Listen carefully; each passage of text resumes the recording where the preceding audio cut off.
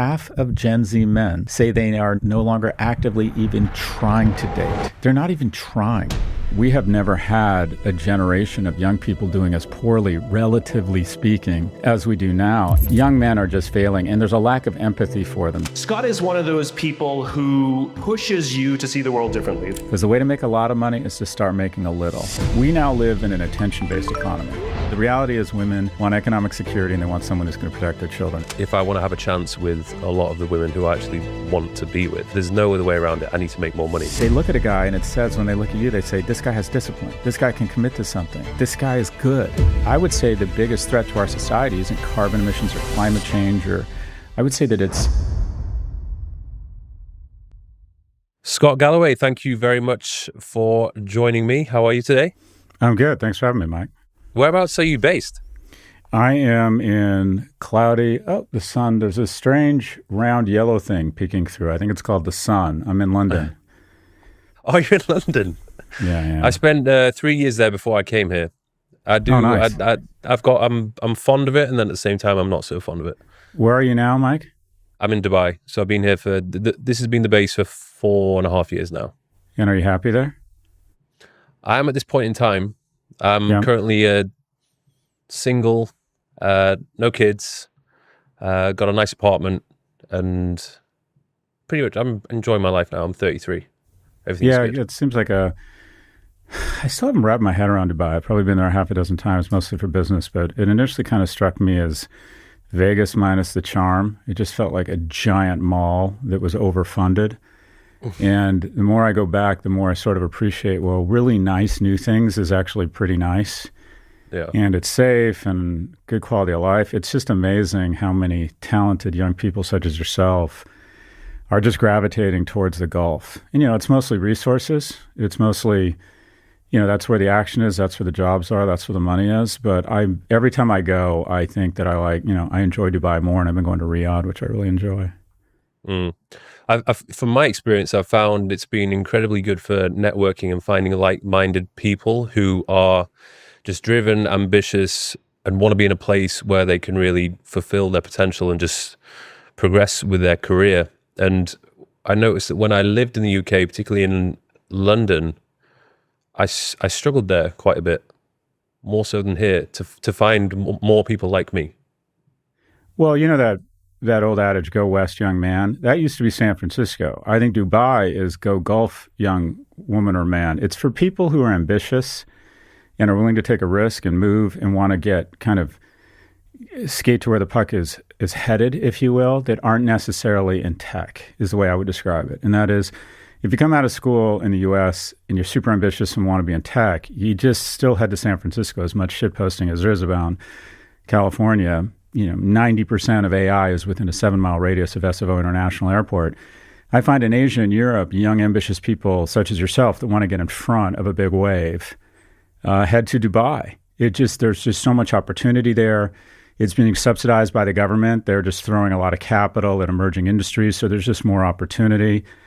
And it's kind of optimized for not only people your age, people your age who are single and families. So Dubai is a modern marvel, right? It helps to have hundreds of billions of dollars in petrochemical funding, but essentially they have built this unbelievable, urban metropolis from the desert. What you said about London, I find is true, and that is the majority of London wealth is built off of other people's wealth made elsewhere. I have actually met very few people out of hospitality and real estate that have built true organic wealth here in London. It's sort of what has been described as a butler economy, and that is it's serving other people's wealth where they've either built it, stolen it, co-opted it, whatever it is, manage it. But as strong as the universities are, as strong as the culture is, 7 in 10 IPOs in the last 10 years in the UK are below their offering price. Apple is worth more than the entire FTSE. So the 100 biggest companies in the UK aren't worth as much as Apple. And I find in general, my very reductive analysis people always say compare the US to Europe, and I can't say Europe because, Spain is obviously a lot different than Greece and different than Scotland, but my general reductive analysis is that the U.S. is still the best place to make money, and Europe is the best place to spend it. And I think that's also now true of the Gulf. The Gulf is the best place for non-tech or people who are having trouble getting into the U.S. because for some reason we've decided we're no longer a nation of immigrants. It's the best place to make money. But I think I would be surprised, or I wouldn't be surprised if by the time you're in your 40s and collecting dogs and kids and maybe have some money that you might decide to move back to Europe or a Western country, because I still think the quality of life is exceptional. Yeah, at the moment, I see myself going to Spain. I like the climate there. I like the way of life is certainly more relaxed. They like to have their afternoon siestas. Everything's closed on a Sunday. It's for me right now, it's not the place, but certainly when I'm older, like I really don't know if this is the place where I would want to raise a family. It's certainly safe, but I don't think it just seems like such an unrealistic place. Like it's a bubble, and I don't know what effect that would have on kids being brought up here. They're not exposed to the real world reality, I don't think. Yeah, that's a tough one, because if you have money, your kids are going to be in a bubble wherever they are. And, I generally find that, the key is that, there's a whole other talk show, parenting, and you have some time here. Oh, but yeah, what the studies show is more important than the country, more important even than the parents, is their peer group. So the best thing you can do for your kids is try and find or manicure a context where they have really solid peers. And obviously schools are important, but these are good problems. You're obviously off to the races. You're in your early 30s and hosting a successful podcast from Dubai, which means you're mobile, means you're smart, you're embracing the information economy. And, this goes to a little advice that I give, or a piece of advice I give to people in their 20s and 30s. Get to one of the super cities, especially before you start to collect dogs and kids, because your frame for where you decide to live will change once you have dogs and kids. But the amount of opportunity that you're going to bump off of in Dubai or in London or Madrid or New York, 2/3 of the economic growth over the next 30 years are going to come from 20 super cities. So you'd rather be good in Dubai than great in Puglia. You're surfing in front of the biggest waves. It's like I used to surf when I was younger, and I learned to surf in Hawaii where there's an offshore breeze and perfect waves, and I thought, wow, I'm really good at this. And then I made the mistake of trying to surf in California where the waves weren't nearly as benign. And I realized this shit's hard. And what you want to do is you want to get to an environment where the waves are perfect, where you can be really good much more easily. And that's in super cities. There's just more opportunity. There's more people. People are there, they're young, they're ambitious, and they have a propensity towards, yes, how do we work together? How do we make money together? Whereas when I'm in London, it feels like a very polite, drawn out maybe all the time, that you just don't get to yes nearly as quickly. There's not as much risk capital. There's not as much, people aren't as aggressive here about trying to build something. So anyways, long way of saying, Mike, I think you're in the right place at the right time. But why did you move to London, out of curiosity? First off, I just want to acknowledge it makes no sense. Why did we move to London? So how many kids do you have as well? I have two kids, 13 and 16. And the reality is around these big decisions, I'm an influencer, not a decision maker. I'm a big fan of Daniel Kahneman, who just passed away a few weeks ago, a behavioral psychologist that was awarded a Nobel Prize in economics, not his field, but his biggest impact was on economics and decision-making as it relates to economics. And one of the things that I really took from him is I try to outsource every decision that I don't have domain expertise in. I don't make decisions around clothes. I have a uniform. Someone else does my laundry, lays out my clothes for the week. I don't order food. When I'm at a restaurant, I either have the waiter order or I have whoever I'm eating with, including my 13 and 16-year-old sons, I have them order for me. I try to outsource as many decisions as possible such that I can focus on the few decisions that I'm good at and really slow down my reptile brain and try and make really great decisions around the decisions that I have some domain expertise or that are what I call important. Because you only have a certain amount of decision capital, but you get to decide where you allocate that capital. Now, as it relates to big, what I'll call life decisions, I defer to my wife. Before I met my wife, my life was like just a fucking roller coaster, real highs, real lows. And my wife just has a great instincts for what are the big decisions that would make our family happier. She also is quite manipulative and recognizes I have no sense of time and space. So 7 years ago, she said, every 2 years we sit down and we say, nothing's off the table, clean slate, resources, logistics aside, what could each of us potentially do for the other and for ourselves that we think would be a step change in our happiness? And we did this about 7 years ago, and she said, in 5 years, and the key was in 5 years because she recognizes I have no ability to calibrate 5 years. She said, I want to move to Europe. And I said, 5 years, no problem. But unfortunately, women have memories like elephants. And 3 years ago, she went to London and bought a house and got our kids in school. And 2 years ago, we moved to London. And why are we here? We're here because we can be. And that is we wanted to give our kids the opportunity to live overseas. My parents are from the UK. I've always felt a draw here. I've always wanted to live in a foreign country. I'm not getting any younger. My wife is from Europe, so she was comfortable with the idea of moving back. We love Premier League football, but it wasn't a rational decision. I have almost no business here. I make no money here. I'm on planes all the goddamn time again. I mean, this wasn't what I'd call a rational decision. It was a life decision. And people will always say, oh, you left because of Trump or because of America. And I'm like, yeah, I did leave because of America. I left because America has been so good to me. It's given me the prosperity and options to do something like move to Europe for a few years. So if I'm really blunt, I don't like my life as much here as in the U.S. I had to just, my life's on a scale of 1 to 10 is a 9 right now. It was a 9.5 in the U.S. because my business was much easier. I was on planes for 2 hours instead of 8 hours a week. But I know I won't regret it. I don't think I'll look back and I'll think I didn't enjoy living in the UK as much as I enjoyed living in the US, but I won't regret the decision. In sum, we just wanted to mix it up a little bit. Yeah. Well, I do think at some point in your life, living in a different country is a really good thing for you to do. Do you find that quite a lot of Americans tend to just stay in America? Oh yeah, we're very narcissistic. Some crazy low number of Americans even have passports. George Bush had never been to Europe before he was president. I mean, when you think about this, if the news in the United States is 20 minutes U.S. news, 10 minutes international. In Europe, it's flipped. It's 10 minutes about what's happening in the UK and 20 minutes on what's happening internationally. We're very self-absorbed. We're generally, Americans look out the window and they see themselves.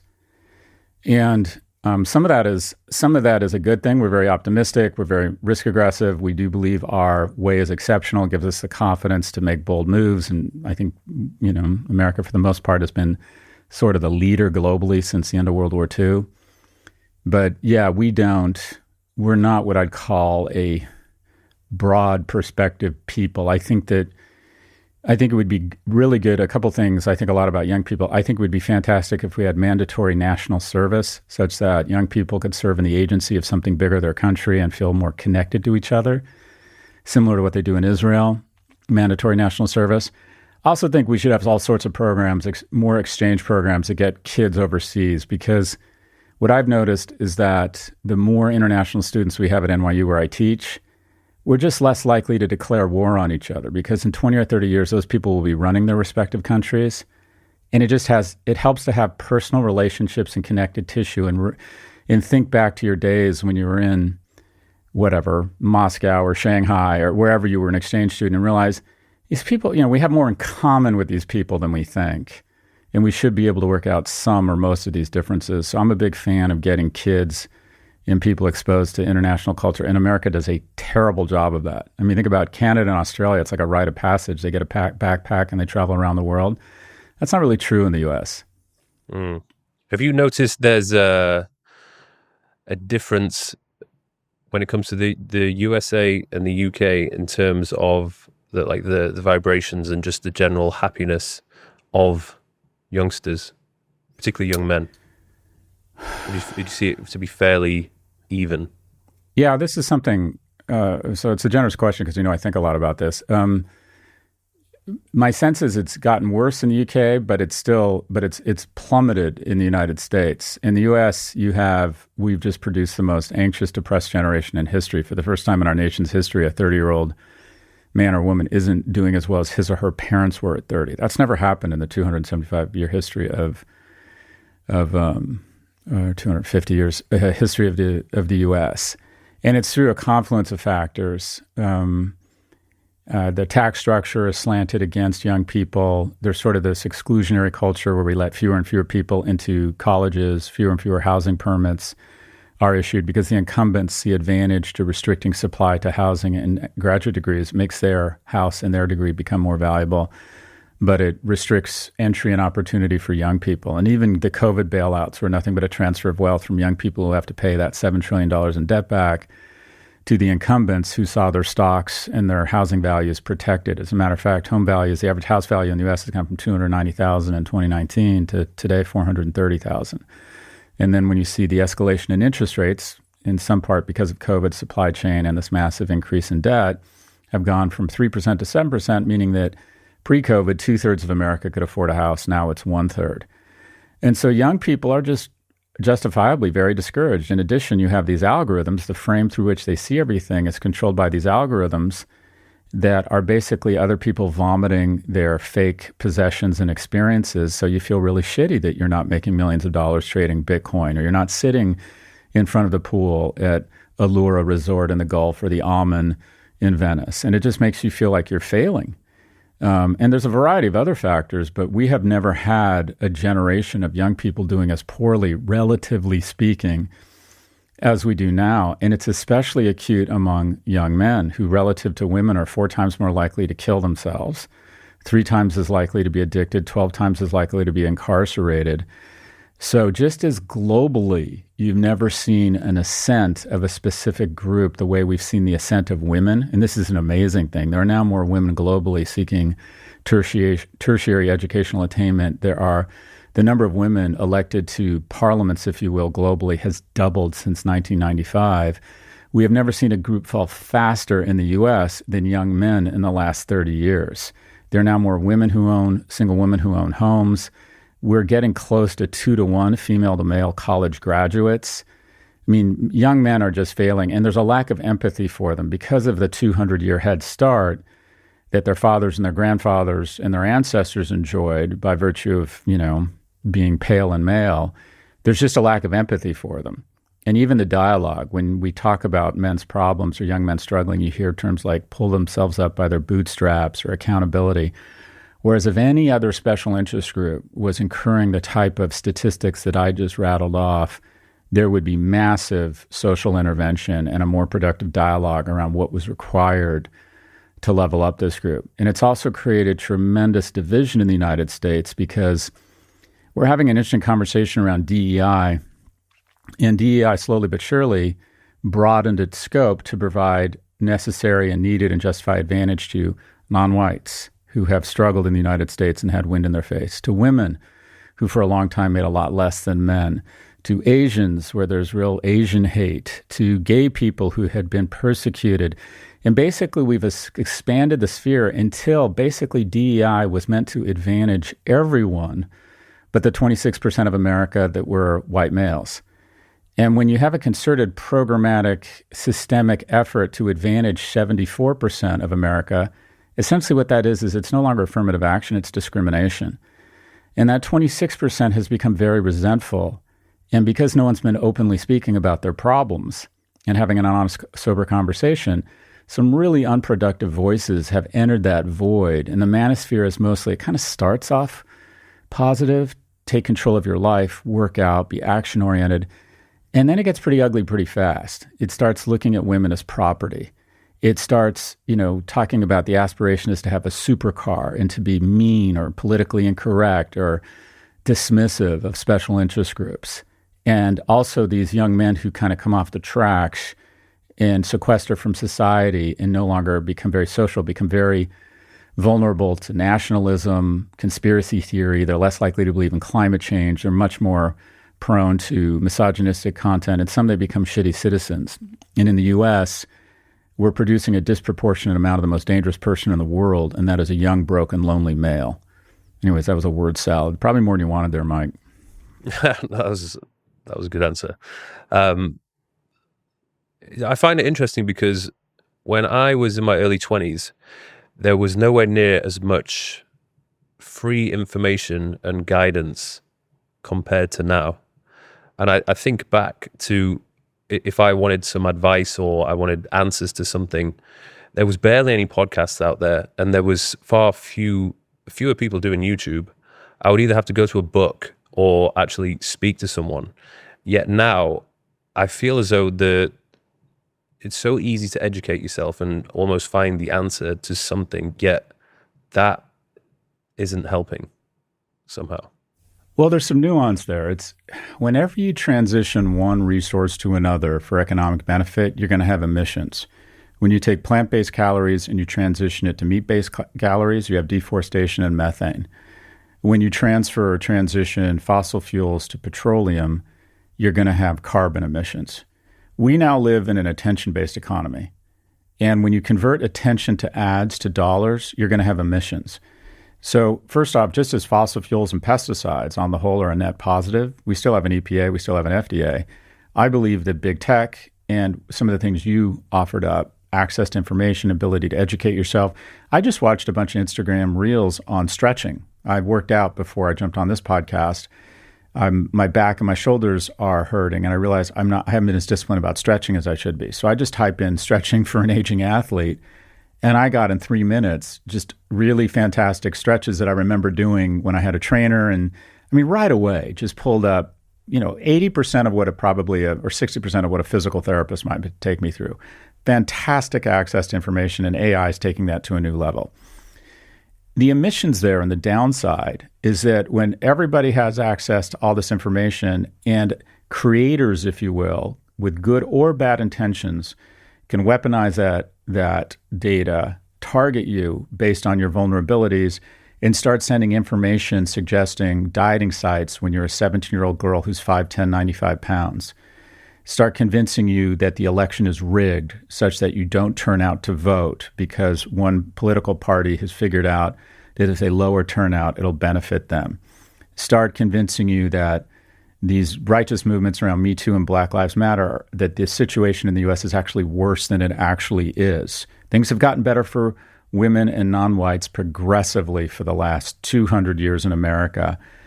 And, you have the misinformation and just downright disinformation that creates rage, a populace that sometimes believes vaccines alter your DNA. And if you start seeing it in your Facebook feed over and over and over, a lie seems less like a lie if it's repeated more.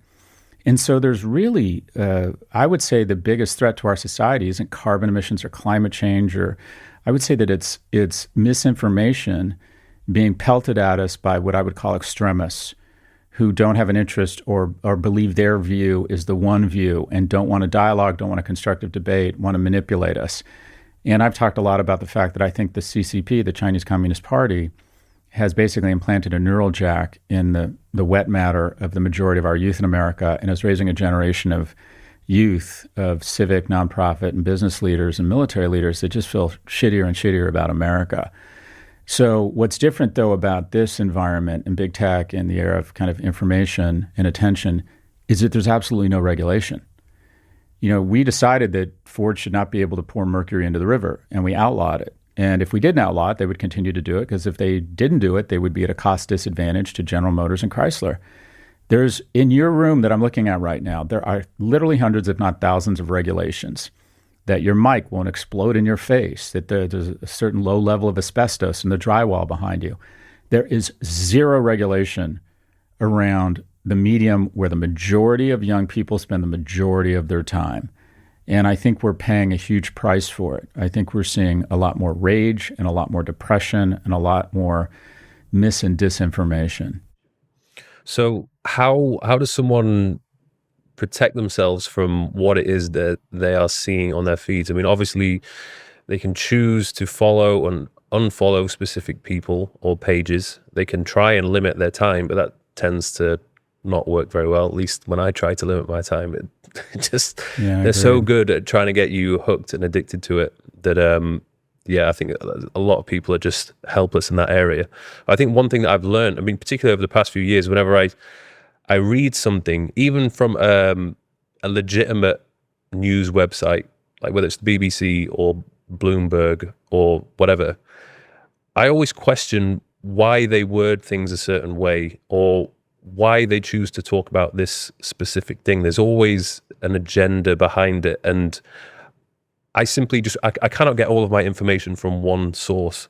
If there's something which I'm intrigued about, or I think it's that can't be true, I will go off, I'll do my research and try and find the truth behind it from different sources, and then I'll come to my own decisions.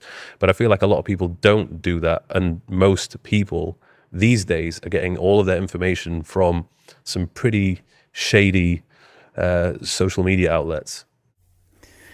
Yeah, there's a lot in there, and I think your instincts are correct. The first is what I call multiple, quote unquote, credible resources. That just because it's on your Facebook feed does not has almost no correlation to credibility. And the thing is that what the algorithms have figured out, the algorithms will elevate some content over others. So they select certain content that you will see more over other types of content. And one of the means for their selection is the algorithms think what's going to get the most engagement and the most clicks. And novelty, which is a fancy way of saying falsehoods, will circle the globe, as Mark Twain said, before truth has a chance to put on its shoes. Truth is sort of boring. And, it's like Occam's razor. Sometimes the most obvious explanation is the right one. No, it's, the second tower, as RFK Jr. says, came down suspiciously, right? Or that the solar eclipse is there's something nefarious going on. I mean, there's just all sorts that Bill Gates has implanted a microchip in the COVID-19 vaccines. I mean, that shit's interesting, right? It makes for an interesting sci-fi movie.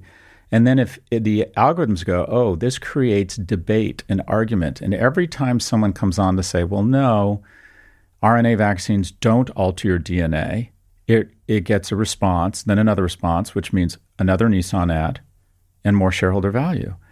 So the editors, if you will, controlling the frame through which we perceive the world, have a tendency towards misinformation and novelty, and also enragement. We thought in the brand world that sex was the premier vehicle for hooking us and selling. Sex sells. But what we figured out in the last 10 years, or specifically these algorithms have figured out, is that enragement sells. Enragement equals engagement. So if I say, Mike, your views on Dubai are interesting, but these are my thoughts, and this is what I like and didn't like. Or if I say, Mike, you're nothing but a stooge for an oil-based corrupt economy, and you have your head up your ass. That'll get more engagement. That'll get more Nissan ads and more revenue for Meta. So they will take a statement like that and elevate it. And then if someone is trying to divide the citizens of the UAE, they will engage troll farms and porous social media networks that are profit-minded and elevate that type of content. So what I've noticed, I'm older than you. I mean, I'll give you an example. People come up to me all the time on the street and say hi, and that know me or know my content. They could not be more lovely. And sometimes they even come up and say, oh, I disagree with your views on big tech, or I disagree with your views on Israel, whatever it might be.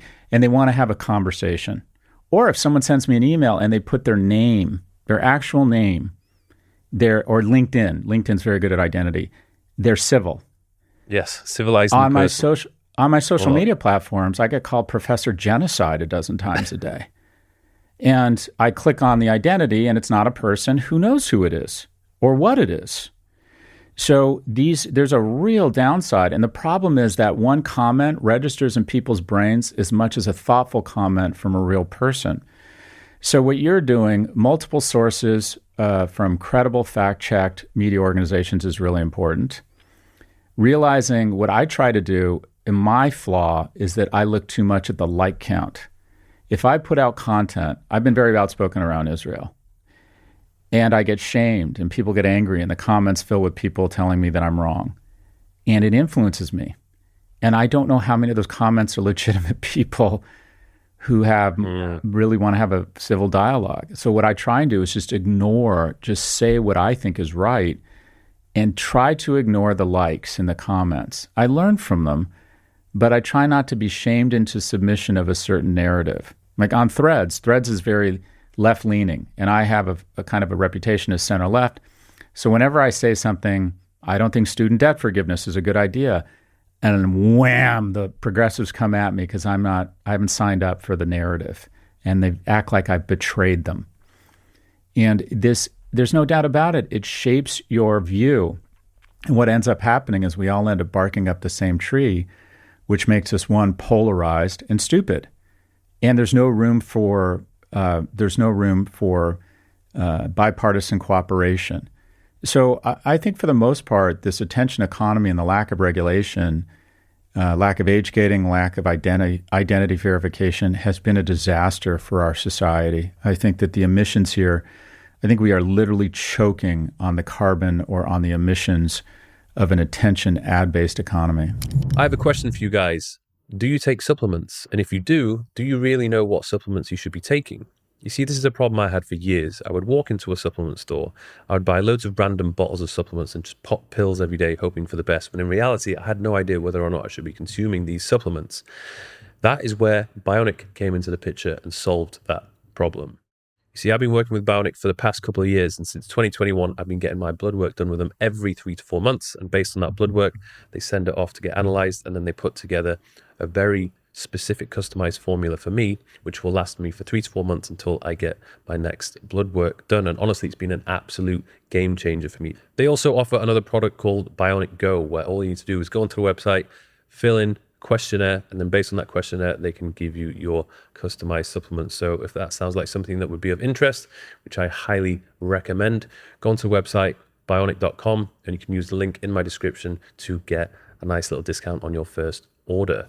One thing I can't figure out is how there's still so many bots roaming about, even on Instagram. Like, with the amount of money which they have, I think it was published recently that they make more money from ads than YouTube does. That's probably because YouTube actually shares a lot of the ad revenue with its creators. But how are there still so many bots leaving comments all over the place? Like, I just don't understand how that can't be fixed. Well, it's incentives. You just said it. I mean, their ad sales guys are going into Coca-Cola and saying, this is the number of daily active users. So they're going to turn a blind eye to bots and the engagement that bots create, or, because it juices their numbers. It's not, they have no incentive, or they do go through and try and clean out stuff every once in a while so it doesn't become too toxic unless you're X. X has just decided to be like 4chan and 8chan. But the incentives are just to have as much, real or fake users as possible, such that their deck for their salespeople is most impressive. It's purely incentives. Yeah. What is your current purpose, and what is taking up the majority of your time on a day-to-day basis? I know you're churning out these books left, right, and center. What do you feel like your purpose is at the moment, at this point in time? Well, look, that's a pretty, we're going to need a bigger boat. I just did ketamine therapy, so I've been thinking a lot about my purpose. Oh, really? And what I came out of ketamine therapy is my purpose is to provide more care and love for my kids than was provided for me, and then to expand that circle to my extended family and my friends. That's my purpose in life, is to leave with, if you will, having surplus value, is the way I like to think of it. That's very meta, what I think my purpose is. Professionally, I want to have a large footprint and extended reach around how technology disrupts traditional industry as a means of making a living, and I make a good living, and I want to continue to do it. I enjoy making money. I'm a capitalist. I enjoy making money. I enjoy spending it. I enjoy giving it away. But the thing I'm most focused on now is what I'll call, for lack of a better term, struggling young men. I relate to this group of people. I was one of them. I don't think that they have the advocates they deserve. I think there's a lot of factors that have resulted in, we talk about the homeless crisis in the U.S. 70% of homeless are men. 74% of opioid overdoses are men. Suicide, yeah, we have a homeless, an opioid, and a suicide problem, but for the most part, we have a male homeless, a male opioid overdose, and a male suicide problem. But people never want to frame it that way. And so I relate to these young men. I think it's a huge issue, and it's something where I feel like I have something to say about it. So, you know, meta, I want to have surplus value. But on a tactical level, I want to have reach and influence around struggling young men, and also just nakedly to continue to make a really good living so I can have great experiences with my family and friends. I think Japan is particularly having a hard time with the loneliness epidemic. I mean, I've just been there for the past few weeks, and the society is so fascinating. Yeah, I agree. Because I've been to America, and I would say a lot of Americans tend to be quite aggressively extroverted. Like, it's a very extroverted place, I find. In Japan, it's the complete opposite. Everybody literally just keeps to themselves. Yeah. And I think it's got to the point there where a lot of the guys just don't interact with girls. In fact, there is a service now where you can actually pay to rent girlfriends for an hour or 2 hours in Japan. You can actually go to these cafes or salons, whatever they are, where you can have a 30-minute cuddling session with a woman who will cuddle you. Yeah, it's been that way in Japan for a while, and suicide rates among teens has been high in Japan, or it's over-indexed for a while. And I don't know the specific data on Japan, but the U.S. is either catching up or surpassed Japan, and a lot of it is loneliness. I was on a call with the Department of Homeland Security, and they asked me to give them some advice around the threats posed by AI, and they wanted to talk about self-healing weapons and misinformation and the likelihood it would become sentient. And I said, I think you're missing the biggest threat of AI, and that is loneliness.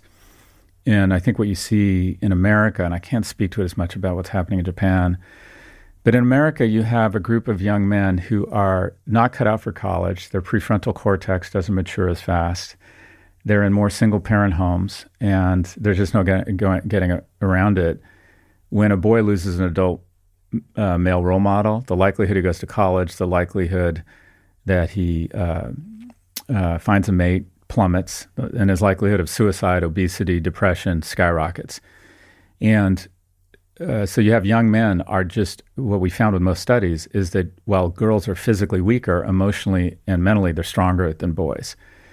And so you have more single-parent households. You have a lack of middle-class jobs, our manufacturing base, and you also have the brightest, most well-resourced people in the world trying to convince young men that they can have a reasonable facsimile of life on a screen with algorithms. You know, they don't need real friends. They can go on Discourse or Reddit and find friends. They don't need a real job. They can trade Dogecoin or day trade on Coinbase or Robinhood. They don't need to go through the humiliation, the effort, the expense, the rejection, the resilience of finding a girlfriend, who, by the way, have become increasingly selective, which in some ways is a good thing, other ways are bad. They feel shunned in online dating, where there's 2.5 of them for every one woman, and 20% of the women all want the same, 80% of the women all want the same kind of 5% of guys. So they feel a lack of economic opportunity. They're sequestered from society by these screens and algorithms. They become lonely. They go down this rabbit hole, and they basically never develop the skills to engage in society. There are 3 million able-bodied men in the U.S. who aren't even seeking employment. Half of Gen Z men say they are no longer actively even trying to date. They're not even trying. And so the question is, well, why is that happening for women? Women, first off, are dating older. 1 in 3 men under the age of 30 has a girlfriend. 2 in 3 women under the age of 30 have a boyfriend because they're dating older. They want more economically and emotionally viable men, and that usually means older men. In addition, when young women are lonely, they have much better social networks. They have much stronger friend networks and the consequent guardrails and support and love, whereas guys become kind of lone wolves and kind of literally sequester from everyone and everything. And probably the most support I would get for the work we're doing is from mothers. And they essentially say kind of the same narrative. I have 3 kids, 2 girls, 1 boy. 1 girl's in Chicago and PR, the other's in Wharton, and my son is in the basement playing video games and vaping. And I just don't know what to do. And it's usually a single mom, middle income or lower income, and they're just besides themselves. They just see the girls just pulling away from the boys. And there's some really positive things here. Chris Williams calls it the high heels effect. Every year, women have gotten taller. They're less dependent upon a man. They're professionally excelling. They're just killing it, and good for them. But the thing is about mating is women date socioeconomically horizontally and up, men horizontally and down. And so when that pool of horizontal and up shrinks every year because men aren't doing well, and the line gets higher and higher for women, who quite frankly the media tell, you don't need that man. You love yourself more. Walk right out that door, right? There's no media or aspirational songs telling a man to walk right out that door. That's not it. And when asked if women would be satisfied with a man who's 80% of everything they want, 2/3 say no, I deserve it all. You pose the same question to a man, and 2/3 say yes, that would be great. So media and online dating to a certain extent have massively raised the expectations of women, and you can't tell people to lower their expectations. And there are fewer and fewer men who meet those expectations. We've all seen those TikToks of women who are asked, what are your minimum requirements for a man? And it usually comes down to two key criteria, height and money. He has to be at least 6 feet tall, has to make at least $100,000. That doesn't sound that unreasonable. But if you take out married men and you go 21 to 50, that's 0.6% of the population. And because now people are meeting online, where those metrics become more important than everything, people aren't connecting. Because, for example, with remote work, 1 in 3 relationships begin at work. And HR doesn't like to talk about this, but 1 in 3 relationships begin at work, and 99% of them are consensual. Why is that? Well, if you talk to couples that have been together longer than 20 years, 3/4 of them will say that initially one was much less interested than the other. And it was usually the woman who was less interested. Women have a much finer filter. But they saw that he was kind. They saw that he was good at what he does. They liked the way he smelled. They liked the way his body language. They found out that he was funny. They found out that he was kind. None of these attributes can be demonstrated easily online. And so what we have is a series of very base criteria that are eliminating the majority of the pool of men for consideration from women. Women end up dating older, oftentimes also end up lonely. Men, young men, have very few prospects and become lonely. The difference is they become dangerous to society and to themselves. And what I think we're going to see is the emergence of AI girlfriends, where guys start entering into, it's the movie Her, but guys enter a relationship where they get emotional, physical, and sexual gratification from increasingly sophisticated girlfriend bots that are low cost, low entry, low risk, and they just become totally sequestered from society. And then I worry that these bots could be weaponized by bad actors and that these men could be radicalized, which was what I was talking to the Department of Homeland Security about. But I think that the biggest concern from AI is that it'll speedball loneliness by giving, men even more excuses not to engage in the really difficult work of relationships. There's a reason that romantic comedies are 2 hours, not 15 minutes, because this shit is hard. And if you think about the best relationships in your life, they usually were difficult. They usually involve some sort of risk-taking or perseverance or cost or what have you. And I think men have been trained by these very sophisticated companies and algorithms that they can just stay at home and have some reasonable semblance of that.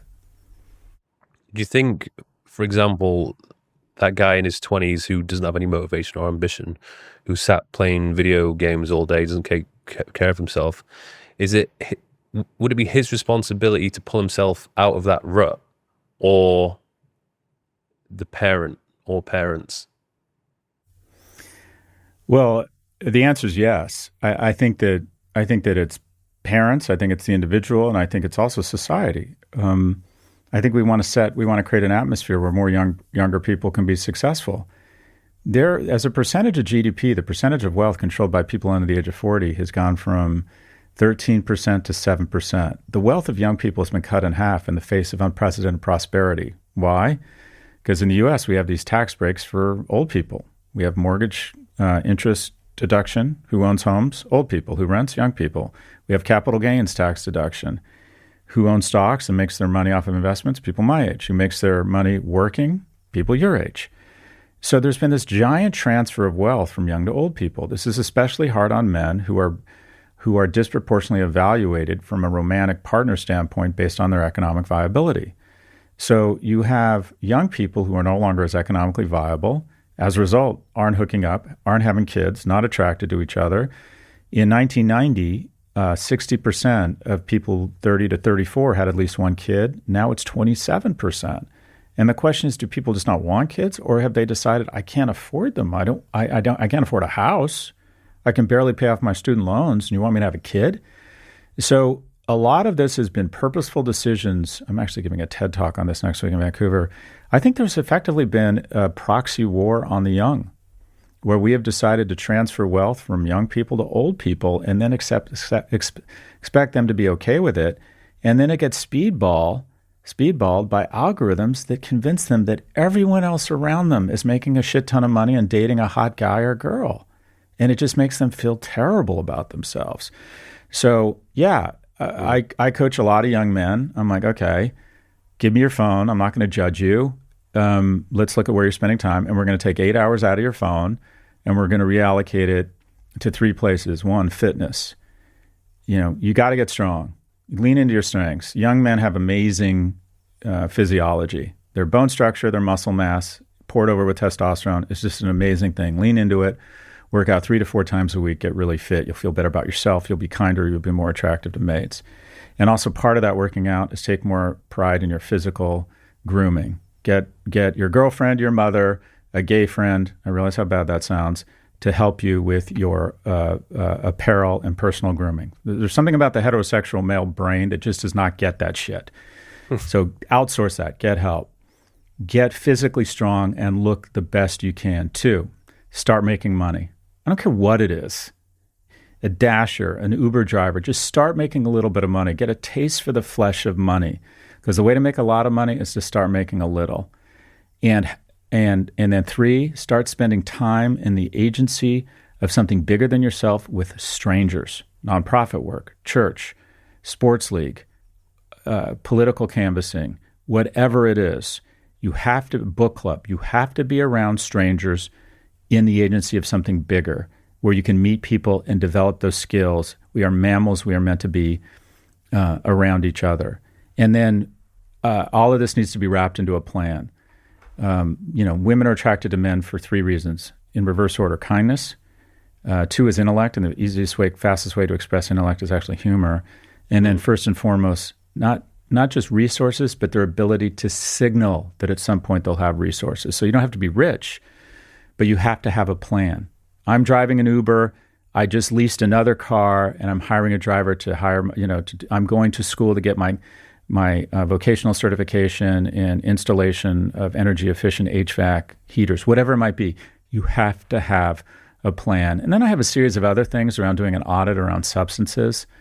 I love alcohol. I love THC, but I try and modulate it because I find too much of it gets in the way of my life.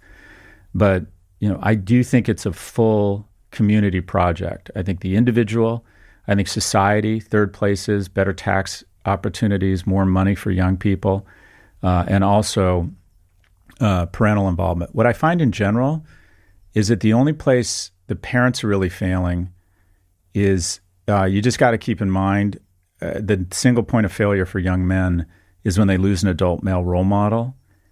And 1 out of 3 men no longer have contact with their children 6 years after divorce. And so, when you have a kid, you're just signing up to stay involved in that kid's life no matter what, is the way I've said, I think a lot about masculinity. I'm writing a book on it, but I think that the ultimate expression of masculinity is to take an interest or develop an irrational passion for the well-being of a child that isn't yours, specifically, ideally, a boy who really needs a male role model. And unfortunately in America, because of the Catholic Church and Michael Jackson, men are remiss or reticent to get involved in the lives of other boys. And it's total bullshit. We need men to get involved in the lives of boys that aren't theirs. That's really where men are lacking right now. So we're not taking care of enough boys that we aren't biologically related to. I'm curious to know, I know your father wasn't really in the picture when you were growing up. I think you mentioned you were raised predominantly by your mother. I'd like to know how that would have been different from me, for example, I lost my mother when I was around 11. So I was brought up in a very masculine household. It was my brother and it was my dad. And I'm so thankful that he was an amazing role model. But the lack of that mother figure definitely led me to have some problems with expressing my emotions, the success rate of relationships. I could talk to a girl, but I didn't understand how to communicate my feelings or sometimes express emotion. I'm wondering how you dealt with that. And I've noticed from my experience as well, I've got some female friends here who have become pregnant, yet the father doesn't want anything to do with it. So they've just been like, you know what, well, fuck him. I'm just going to raise this child by myself. And then some of them have had a boy, and I can just see they're doing an amazing job, but I wonder how he will grow up without having that father figure in his life, unless the mother is, maybe getting him to go and socialize with other guys and do maybe some like jujitsu or boxing or something which can help with that situation. So first off, the fact that you're even self-aware enough to recognize that you have some deficiencies because of the loss of your mother and zero in on those deficiencies that you might need to compensate for, or even recognizing them, means you are well ahead of where most men, or certainly where I was at your age. I just didn't think that way. I wasn't self-aware enough. So, the reason why the first thing they do in AA meetings is they introduce themselves and say, I'm an alcoholic, is the first thing is to acknowledge the issue. So the fact you even recognize it puts you ahead of the game. You are in an unusual situation because 92% of single-parent homes are headed by a single mother. You are one of the 8% that was headed by a single father. And going back to the original stat, you immediately, like me, became part of a vulnerable group because it ends up that girls have almost the same outcomes in a dual or single-parent household, which is really interesting. I mean, it's not to say that their father isn't important, but you don't see a tangible drop-off in college attendance or an increase in depression rates among girls raised in single-parent homes. With boys, the moment there's just one parent, and usually it's the lack of a male role model that really takes a toll, you see a lot of issues. So, the question is, did you have other sources of kind of like feminine care in your life? Did you have an aunt? Did you have a girlfriend early? Did you get some of that care and some of that all-important sort of maternal love, if you will, that your mother would have provided or not? And what I'm grateful for is I always had really nice men in my life. My mom had some serious long-term boyfriends who stayed involved in my life after my mom and them broke up. I had a stockbroker take an interest in my life. I walked into a stock brokerage with $200, and I used to call this guy every day to talk about my stock, and he'd give me a mini 15-minute lesson in the markets, and he was a nice man and smart, and I started learning about the markets. I just had nice men I had this guy across the hall take me horseback riding. He figured out that I was being raised by a single mother, and him and his girlfriend every other Sunday used to take me out to Westlake. They'd drive me out an hour and they'd take me horseback riding, when I was like 11. So, that was just an enormous, that hole got plugged for me. And what you have in America now is you have an entire generation of boys who in some communities where a lot of the men are incarcerated, where in school, K through 12, somewhere between 70 and 90% of the teachers in any given school are women. You have boys growing up who hit 21 and they have almost no men around them, almost none. And as a parent of two boys, what I see is, oh my gosh, they need their mom. They also really need me. And there's just certain things that each of us can do that the other can't. Each of us play a role that no matter how much I tried to model being a mother, I would not be able to do it. And there's certain things she cannot do. And so, I think that I'd like to think, and there was something called Big Brothers in the United States, that every man's responsibility is to do an assessment of their local neighborhood and especially their friends and see who are the kids being raised by single parents and make it just part of the zeitgeist in our society, where that means that the men and occasionally some of the women in the situation where you're in get involved in that kid's life. Because what we found is that two parents are just so much better than one. And also the gender matters, which isn't to say that non-binary doesn't deserve the exact same amount of rights and privileges as all of us, but 90 to 95% of us decide to be binary. And those attributes that are more prone or more likely to be found in people born as women and men are really important in terms of rearing a child. But, you started the question with my dad not being involved in my life. I've kind of let my dad off the hook a little bit. My dad is 94. What I realized is that he was a better father to me than his father was to him. He was abused. He was raised in poverty. He just had a shitty life, and he tried with me. He wasn't around a lot when I was growing up, and I think I kind of had trouble forgiving him for that till I got a little bit older. But yeah, there's the full village project of immediately identifying kids who don't have two parents. And I wonder if you could even do it with technology and just identify, all right, here's an opportunity. But it's very strange in the U.S. There's a weirdness around men getting involved in boys' lives, that somehow they're seen as there's something untoward there or weird. And it's really unhealthy, and I hope we change it. Yeah.